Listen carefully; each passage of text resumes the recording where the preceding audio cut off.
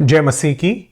हम यीशु मसीह के पहाड़ी उपदेश नाम श्रृंखला के दूसरे वीडियो में आ पहुंचे हैं। पहले वीडियो में हमने इस बात की चर्चा की कि धन्य व्यक्ति कौन है, धन्य हम किसे मानते हैं।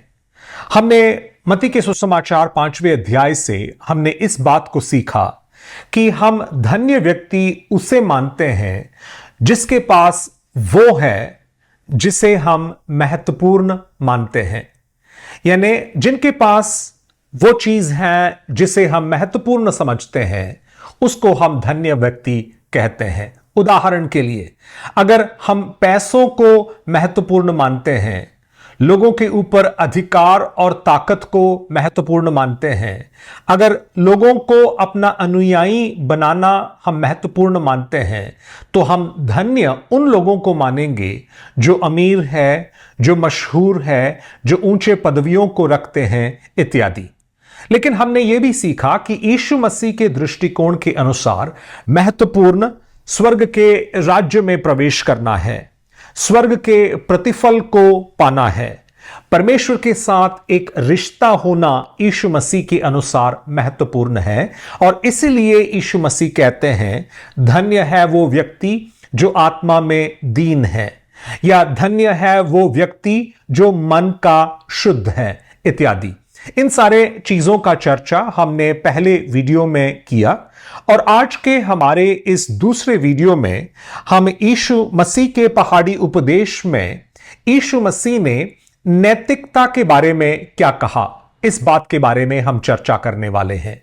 अच्छा क्या है और बुरा क्या है, इस विषय के चर्चा को हम नैतिकता कहते हैं, और मैंने इस वीडियो को शीर्षक दिया है कि नैतिक व्यक्ति कौन है। पहाड़ी उपदेश में हम पा सकते हैं कि यीशु मसीह अपने अनुयायियों से कहते हैं कि एक ऊंचे नैतिक स्तर को उनको जीवनों में रखना जरूरी है।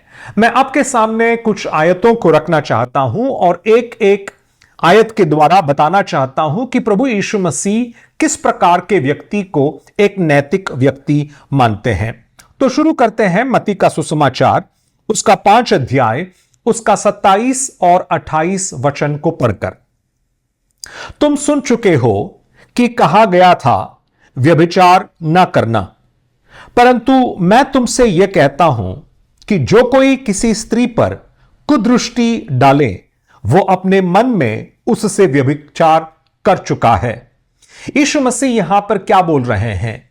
व्यभिचार के बारे में बोल रहे हैं और नैतिकता के बारे में वे बोल रहे हैं। साधारणतः लोगों के बीच में यह जानकारी था कि व्यभिचार गलत है, और व्यभिचार तब हो चुका है जब वो शारीरिक संबंध में कोई व्यक्ति आ चुका हो। लेकिन यीशु देखो हमारे नैतिकता के को एक ऊंचे स्तर में लेके जा रहे हैं। वे बोल रहे हैं व्यभिचार तब नहीं होता जब एक शारीरिक संबंध आ चुका हो, व्यभिचार तब हो चुका है जब एक मानसिक सोच या तात्पर्य एक व्यक्ति के अंदर आ चुका हो।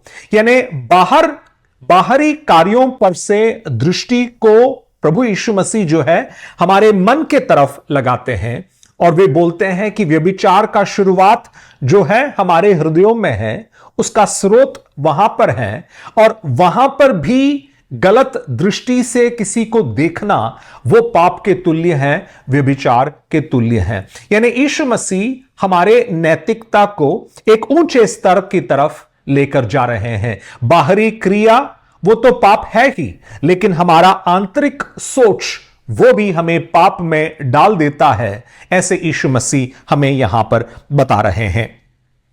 मत्ती का सुसमाचार उसका 5 अध्याय, उसका 21 और 22 आयत में देखो यीशु मसीह हत्या के बारे में क्या कहते हैं। तुम सुन चुके हो कि पूर्व काल के लोगों से कहा गया था कि हत्या न करना, और जो कोई हत्या करेगा वह कचहरी में दंड के योग्य होगा। परंतु मैं तुमसे यह कहता हूं कि जो कोई अपने भाई पर क्रोध करेगा वो कचहरी में दंड के योग्य होगा, और जो कोई अपने भाई को निकम्मा कहेगा वो महासभा में दंड के योग्य होगा। और जो कोई कहे अरे मूर्ख, वो नरक की आग के दंड के योग्य होगा।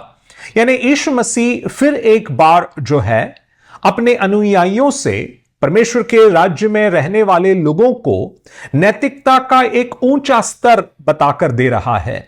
वे कह रहे हैं कि तुम लोग मानते हो कि हत्या तब होता है जब एक व्यक्ति चाकू या बंदूक या कोई और चीज को लेकर किसी को मार डालता हो, लेकिन यीशु मसीह जो है हमारे ध्यान को हमारे मन की तरफ, हमारे हृदय की तरफ लेकर जाते हैं और वे बोलते हैं कि जब हम किसी व्यक्ति के विरोध में क्रोध करते हैं या उसको गाली गलौज देते हैं, तब हमने हत्या के तुल्य एक पाप को कर लिया है। देखो, यीशु मसीह मानव जाति से या अपने अनुयायियों से किस प्रकार के नैतिकता की अपेक्षा कर रहे हैं।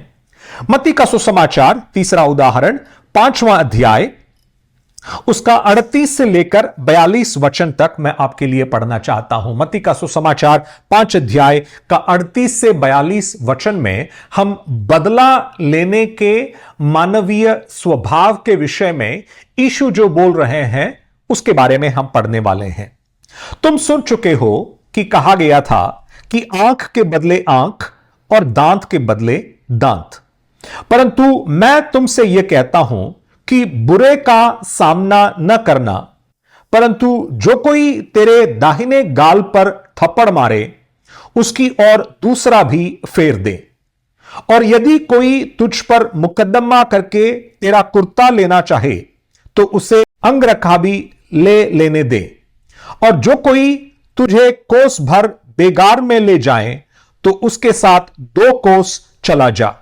जो कोई तुझसे मांगे उसे दे, और जो तुझसे उधार लेना चाहे उससे मुंह न मोड़। इस प्रकार यीशु मसीह यहां पर कह रहे हैं। यीशु मसीह क्या कह रहे हैं? यीशु मसीह कह रहे हैं कि दुनिया के रीति के अनुसार बदला लेना एक साधारण चीज है। किसी ने तुमसे आंख लिया हो तो तुम उससे आंख जवाब में लेते हो, किसी ने दांत लिया हो तो जवाब में तुम दांत मांगते हो।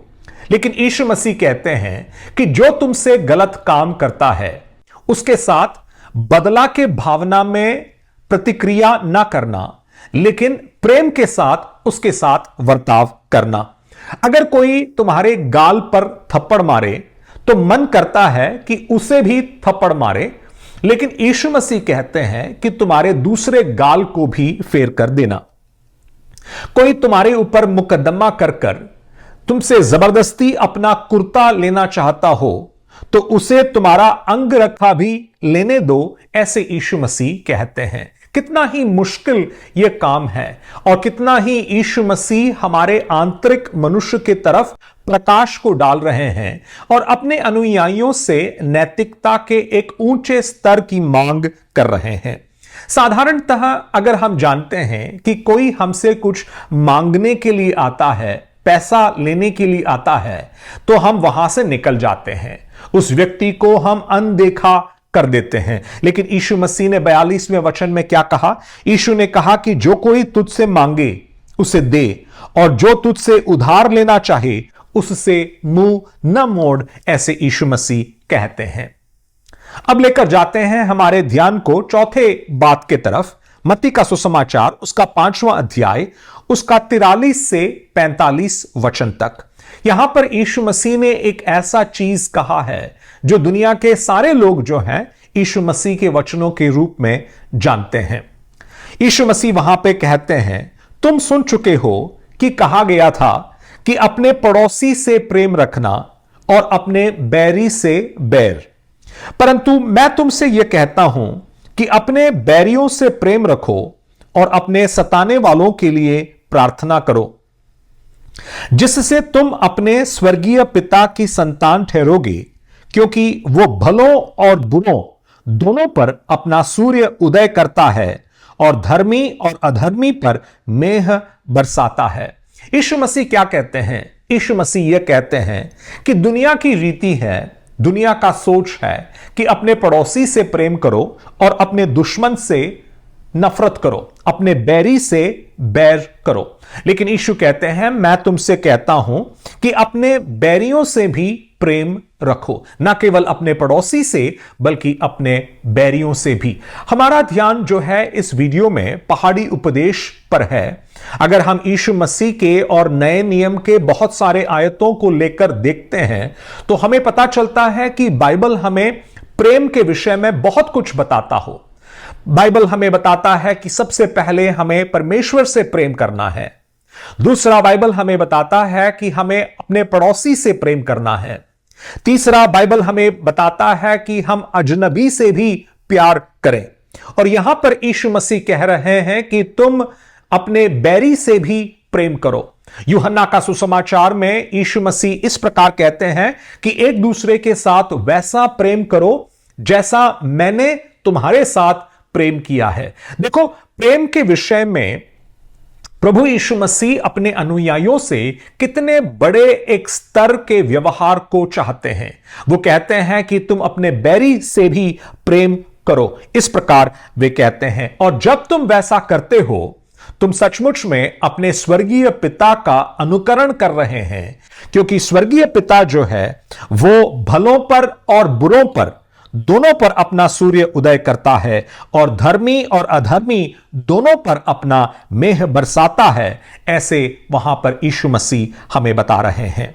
इसके 46 और 47वें वचन में यीशु मसीह प्रेम के विषय में और भी कुछ बातों को बोल रहे हैं। क्योंकि यदि तुम अपने प्रेम रखने वालों ही से प्रेम रखो तो तुम्हारे लिए क्या लाभ होगा? क्या चुंगी लेने वाले भी ऐसा ही नहीं करते? और यदि तुम केवल अपने भाइयों को ही नमस्कार करो तो कौन सा बड़ा काम करते हो? क्या अन्य जाति भी ऐसा नहीं करते? इसीलिए चाहिए कि तुम सिद्ध बनो जैसा तुम्हारा स्वर्गीय पिता सिद्ध है। यीशु मसीह यहां पर क्या बोल रहे हैं? यीशु मसीह कहते हैं कि जो परमेश्वर को नहीं जानते, जो दुनियादारी रीति के अनुसार चलते हैं, वे उनसे प्रेम करते हैं जो उनके साथ प्रेम करते हैं। अपनों से प्रेम करने वालों के साथ सभी प्रेम करते हैं। लेकिन वैसा अगर तुमने किया तो तुमने कौन सा बड़ा काम किया? सभी लोग वैसे करते हैं, ऐसे यीशु मसीह कहते हैं। तो यीशु मसीह का कहने का तात्पर्य क्या है? उन लोगों से भी प्रेम करो जो तुमसे प्रेम नहीं करता, यह यीशु मसीह का तात्पर्य है। और यीशु मसीह कहते हैं कि साधारणतः लोग नमस्कार उन लोगों को करते हैं जो उनसे नमस्कार करते हैं, और अन्य जाति के लोग और पापी लोग, सभी लोग वैसा करते हैं। लेकिन यीशु मसीह अपने अनुयायियों से कहते हैं कि तुम वैसे सिद्ध बनो जैसे तुम्हारा स्वर्गीय पिता जो है सिद्ध है। नैतिक व्यक्ति कौन है, या यीशु का नैतिकता के बारे में जो सोच है उसके बारे में हम इन आयतों के द्वारा चर्चा कर रहे हैं। अब आते हैं मत्ती का सुसमाचार 6वां अध्याय उसका 1 से 4 तक, जहां पर यीशु मसीह दान देने के विषय में बोलते हैं। दुनियादारी तरीके से दान देने वाले कैसे देते हैं, किस मकसद के साथ देते हैं, लेकिन यीशु मसीह के अनुयायियों को किस मकसद के साथ देना चाहिए, कैसा देना चाहिए, उसके बारे में यीशु मसीह वहां पर बता रहे हैं। मत्ती का सुसमाचार 6 अध्याय पहले के 4 वचन। सावधान रहो, तुम मनुष्यों को दिखाने के लिए अपने धार्मिकता के काम न करो, नहीं तो अपने स्वर्गीय पिता से कुछ भी फल न पाओगे। इसलिए जब तू दान करे तो अपना ढिंढोरा न पिटवा जैसे कपटी आराधनालयों और गलियों में करते हैं, ताकि लोग उनकी बड़ाई करें। मैं तुमसे सच कहता हूं कि वे अपना प्रतिफल पा चुके हैं। परंतु जब तू दान करे, जो तेरा दाहिना हाथ करता है उसे तेरा बायां हाथ न जानने पाए, ताकि तेरा दान गुप्त रहे और तेरा पिता जो गुप्त में देखता है तुझे प्रतिफल दे।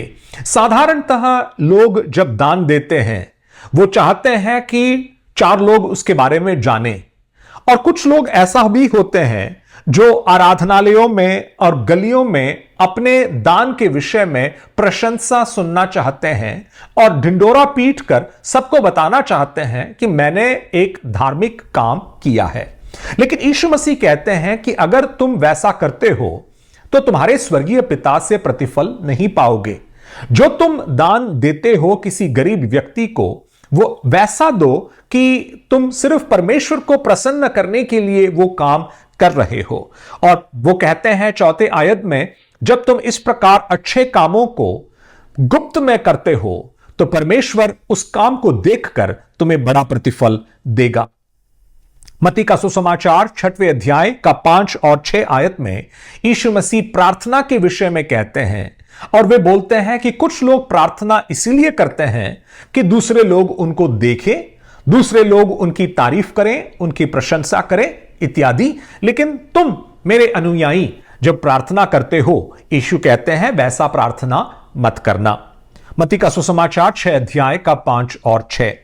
और जब तू प्रार्थना करे तो कपटियों के समान न हो, क्योंकि लोगों को दिखाने के लिए आराधनालयों में और सड़कों के चौराहों पर खड़े होकर प्रार्थना करना उनको अच्छा लगता है। मैं तुमसे सच कहता हूं कि वे अपना प्रतिफल पा चुके। परंतु जब तू प्रार्थना करे तो अपनी कोठरी में जा और द्वार बंद करके अपने पिता से जो गुप्त में है प्रार्थना कर, और तब तेरा पिता जो गुप्त में देखता है तुझे प्रतिफल देगा। हमारे वीडियो में हम चर्चा कर रहे हैं कि नैतिक व्यक्ति कौन है, नैतिकता यीशु के अनुसार क्या है। यीशु मसीह कह रहे हैं कि जब तुम अच्छे कामों को भी कर रहे हो, जैसे दान देना, प्रार्थना करना इत्यादि, वो इसीलिए मत करना ताकि तुम लोगों की प्रशंसा को और उनके तालियों को पाना चाहते हो, लेकिन इसीलिए करना क्योंकि वो अच्छा काम है और परमेश्वर के प्रसन्नता के वो योग्य है। यीशु मसीह कहते हैं कि जो कुछ भी तुम इस प्रकार करते हो उसको गुप्त में करना। सड़क के चौराहे पर खड़ा होकर प्रार्थना मत करो, ऐसे यीशु मसीह कहते हैं, क्योंकि कुछ लोग उस समय के वैसा किया करते थे। वो इसीलिए किया करते थे ताकि दूसरे लोग उनके बारे में बोले कि वाह क्या धर्मी व्यक्ति है, क्या नैतिक व्यक्ति है, ये तो सड़कों के बीच में भी खड़ा रहकर प्रार्थना करता है। लेकिन यीशु मसीह कहते हैं वैसा मत कर, तू जो प्रार्थना करता है गुप्त में जाकर प्रभु से प्रार्थना कर, पिता से प्रार्थना कर। परमेश्वर इस प्रकार के प्रार्थनाओं से प्रसन्न होता है। आजकल के दिनों में भी जब हम प्रार्थना करते हैं, साधारणतः हमारा प्रार्थना जो है दूसरे लोगों को प्रभावित करने के लिए होता है, उनको इंप्रेस करने के लिए होता है, और परमेश्वर इस प्रकार के प्रार्थनाओं से प्रसन्न नहीं होते, ऐसे यीशु मसीह यहां पर बोल रहे हैं। एक और वचन को पढ़कर मैं समाप्त करना चाहता हूं। मत्ती का सुसमाचार उसका 6वां अध्याय उसका 16 से लेकर 18वां वचन। यह भी एक धर्मी काम है, धार्मिकता का काम है। उपवास के विषय में यीशु बोल रहे हैं। यीशु क्या कहते हैं, जब तुम उपवास करो तो कपटियों के समान तुम्हारे मुंह पर उदासी न छाई रहे, क्योंकि वे अपना मुंह बनाए रहते हैं ताकि लोग उन्हें उपवासी जाने। मैं तुमसे सच कहता हूं कि वे अपना प्रतिफल पा चुके। परंतु जब तू उपवास करें तो अपने सिर पर तेल मल और मुंह धो, ताकि लोग नहीं परंतु तेरा पिता जो गुप्त में है तुझे उपवासी जाने। इस दशा में तेरा पिता जो गुप्त में देखता है तुझे प्रतिफल देगा। यानी उस समय के लोग, यीशु मसीह के समय के लोग जो उपवास करते थे, वे नहाते नहीं थे, वे अपने बाल नहीं बनाते थे, दाढ़ी नहीं बनाते थे, क्योंकि वे बताना चाहते थे लोगों को कि देखो मैं उपवास कर रहा हूं, और वे लोगों के तारीफ और प्रशंसा को पाना चाहते थे। और यीशु मसीह कहते हैं कि इस प्रकार करना परमेश्वर के प्रसन्नता के योग्य नहीं है। जब तुम उपवास करते हो उसको गुप्त में करना, उसको रहस्य में करना, ताकि परमेश्वर उसे देखकर परमेश्वर तुम्हें प्रतिफल दे। नैतिक व्यक्ति कौन है? हमने 7 उदाहरणों को इस 5 अध्याय और 6 अध्याय से देखा है। इन्हीं अध्यायों में से और भी उदाहरणों को हम निकाल सकते हैं, लेकिन मैं यह बताना चाहता हूं कि यीशु मसीह हमारे ध्यान को बाहरी कामों से अंदर के तरफ ले जाना चाहते थे। व्यभिचार के विषय में चाहे हो, या हत्या के विषय में चाहे हो, या बदला लेने के विषय में चाहे हो, या प्रेम अपने शत्रु से करने के विषय में हो, या फिर दान देने के विषय में, प्रार्थना करने के विषय में, उपवास करने के विषय में, हर एक विषय में यीशु मसीह बाहरी कार्य से बढ़कर हमारे मन के मनोभावना पर, हमारे हृदय के सोच और तात्पर्य पर ज्यादा ध्यान देते हैं। तो नैतिक व्यक्ति कौन है? नैतिक व्यक्ति वो है जो परमेश्वर की इच्छा को जानकर परमेश्वर के प्रसन्नता के लिए अपना जीवन को जीता है। वो न केवल दूसरों को दिखाने के लिए पापों से दूर रहता हो या दूसरों को दिखाने के लिए धर्मी काम कर रहा हो, बल्कि वो परमेश्वर को दिखाने के लिए अपने हृदय को शुद्ध रखता है, अपने कामों को जो अच्छे काम हैं उसको रहस्य में करता है और परमेश्वर को प्रसन्न कर कर अपने जीवन को जीना चाहता हूं। मैं नहीं समझता कि इन पहाड़ी उपदेश में बताए गए यीशु मसीह के सारे नैतिक सिद्धांतों का हमने चर्चा यहां पर किया है, लेकिन एक झलक मैं आपको देना चाहता हूं कि पहाड़ी उपदेश के अंदर यीशु मसीह ने नैतिकता के बारे में क्या सिखाया और हमें ऊंचे स्तर की तरफ कैसे बुलाया। मैं विश्वास करता हूं कि यह आपके लिए आशीष का कारण होगा। हम एक और वीडियो के साथ आएंगे पहाड़ी उपदेश पर आधारित। तब तक के लिए परमेश्वर हमें अपने पंखों के आड़ में रखे।